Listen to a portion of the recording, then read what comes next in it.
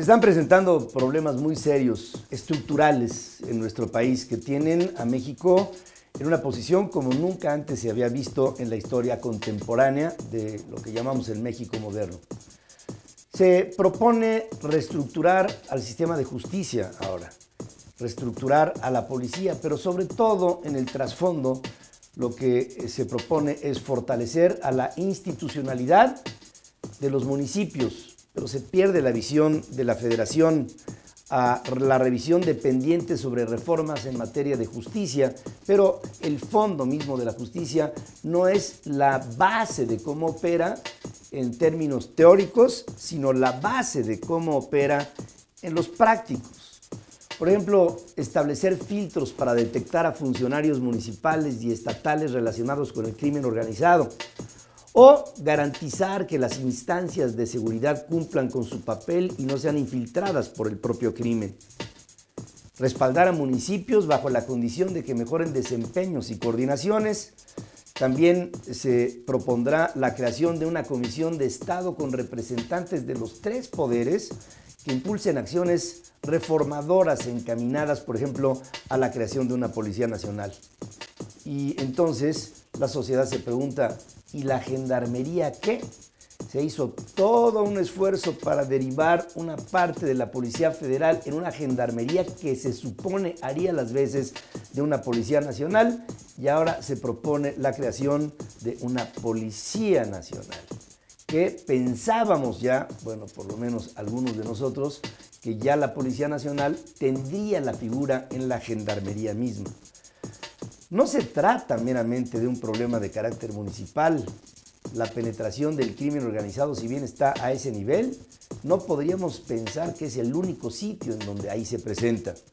Tampoco es un problema meramente policíaco. La falta de operatividad de las instituciones del país está en todas partes, y aquí lo que estamos viviendo es una crisis institucional. Es la corrupción la que ha llevado a dar la impresión de que México es un estado fallido.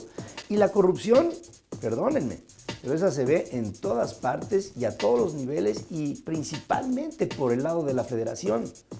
En últimos tiempos hemos visto cómo muy tímidamente, pero por ejemplo el PAN ha hecho claras precisiones en el sentido de que debe hacerse y establecerse una comisión de verdad en donde, por ejemplo, el presidente explique la casa en donde ha vivido y vivirá y cómo es posible que ésta pudo haber sido adquirida, o bien asignaciones directas a contratistas favoritos, o bien la operatividad de todo aquello en donde la contratación en todos los niveles de gobierno, empezando por el federal, hacen pingües negocios a través de la organización de lo que es el gasto público, el gasto corriente, el gasto de todos los mexicanos a través de la federación.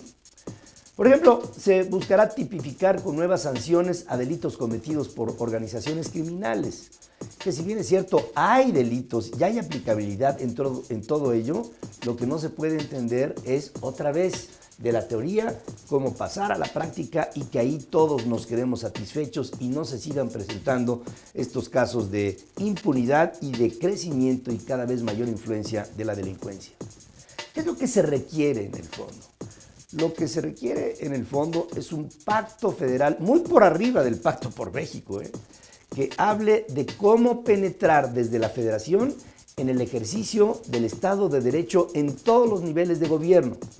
Si bien los estados de la República son libres y soberanos, ¿cómo es posible hacer un pacto entre el presidente, los gobernadores, los presidentes municipales y hacer que todo esto sea al unísono una caja que funcione bajo la misma melodía?